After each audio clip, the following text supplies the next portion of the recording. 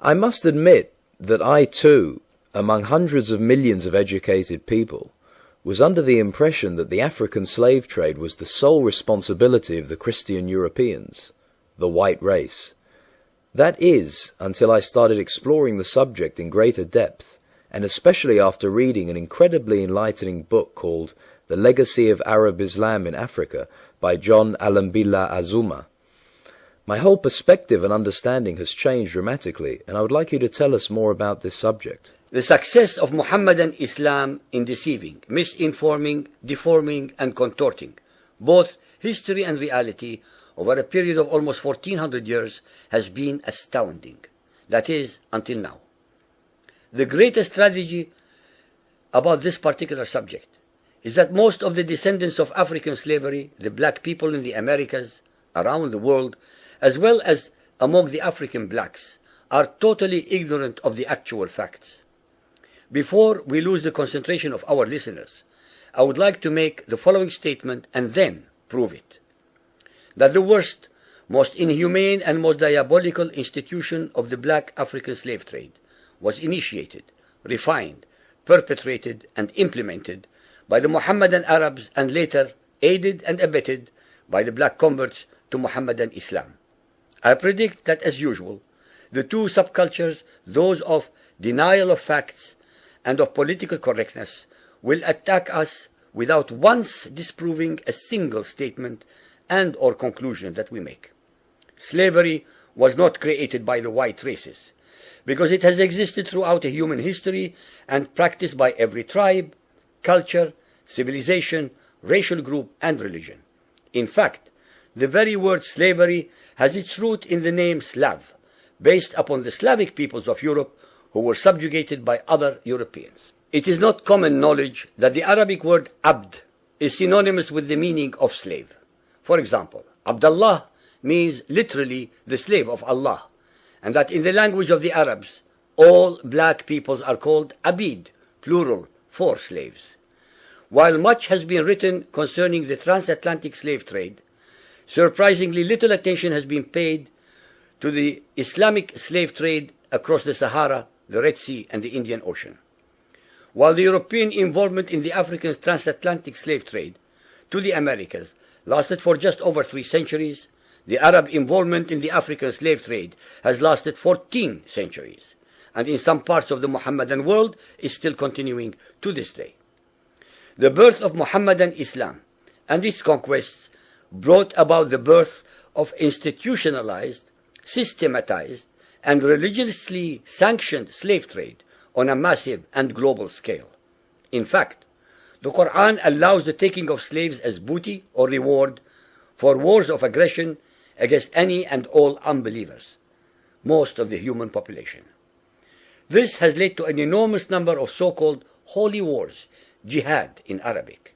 There was and is absolutely nothing holy about these wars, which are primarily to plunder, slaughter, rape, subjugate, and rob other human beings of their wealth, produce, freedom, and dignity. Mohammedan Muslim states and tribes attacked other non-Muslim groups to achieve these objectives. Although Islamic jurisprudence laid down regulations for the treatment of slaves, however, incredible and heinous abuses have occurred throughout the history of Mohammedan Islam. By the Middle Ages, the Arabic word abd was in general used to denote a black slave, while the word mamluk referred to a white slave. Ibn Khaldun, 1332 to 1406, the preeminent Islamic medieval historian and social thinker, wrote, "The Negro nations are, as a rule, submissive to slavery, because they have attributes that are quite similar to dumb animals." It should also be noted that black slaves were castrated based on the assumption that the blacks had an ungovernable sexual appetite. When the Fatimid Caliphate came to power in Egypt, they slaughtered all the tens of thousands of black military slaves and raised an entirely new slave army. Some of these slaves were conscripted into the army at age 10. From Persia to Egypt to Morocco, slave armies from 30,000 to up to 250,000 became commonplace. The Islamic slave trade took place across the Sahara Desert, from the coast of the Red Sea, and from East Africa across the Indian Ocean. The trans-Sahara trade was conducted along 6 major slave routes. Just in the 19th century, for which we have more accurate records, 1.2 million slaves were brought across the Sahara into the Middle East, as well as a further 450,000 down the Red Sea and 442,000 from the East African coastal ports. That is a total of 2 million black slaves, just in the 1800s. At least 8 million more were calculated to have died before reaching the Muslim slave markets. A comparison of the Islamic slave trade to the American slave trade reveals some extremely interesting contrasts. While 2 out of every 3 slaves shipped across the Atlantic were men, the proportions were reversed in the Islamic slave trade. 2 women for every man were enslaved by the Muslims. While the mortality rate of slaves being transported across the Atlantic was as high as 10%, the percentage of slaves dying in transit in the Trans-Sahara and East African slave market was a staggering 80 to 90%. While almost all the slaves shipped across the Atlantic were for agricultural work, most of the slaves destined for the Muslim Middle East were for sexual exploitation as concubines, in harems, and for military service. While many children were born to the slaves in the Americas, the millions of their descendants are citizens in Brazil and the United States today. Very few descendants of the slaves that ended up in the Middle East survived.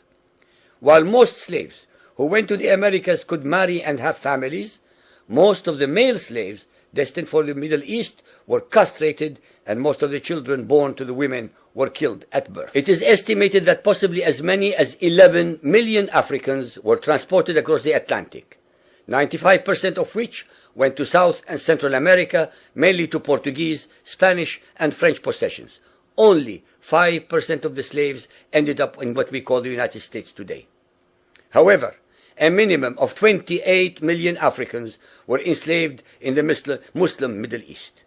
Since at least 80% of those captured by Muslim slave traders were calculated to have died before reaching the slave markets, it is believed that the death toll from 1400 years of Arab and Muslim slave raids into Africa could have been as high as 112 millions. When added to the number of those sold in the slave markets, the total number of African victims of the trans-Saharan and East African slave trade could be significantly higher than 140 million people. What is obscene about this whole subject is the Muhammadan, Muslim, and Arab culture of denial regarding their complicity in the African slave trade, as well as the ignorance of black Muslims about the reality of their past and present conditions. The statistics and reports above are based upon the logbooks kept at the African slave ports, ship logs, travelers' reports, eyewitness accounts, etc.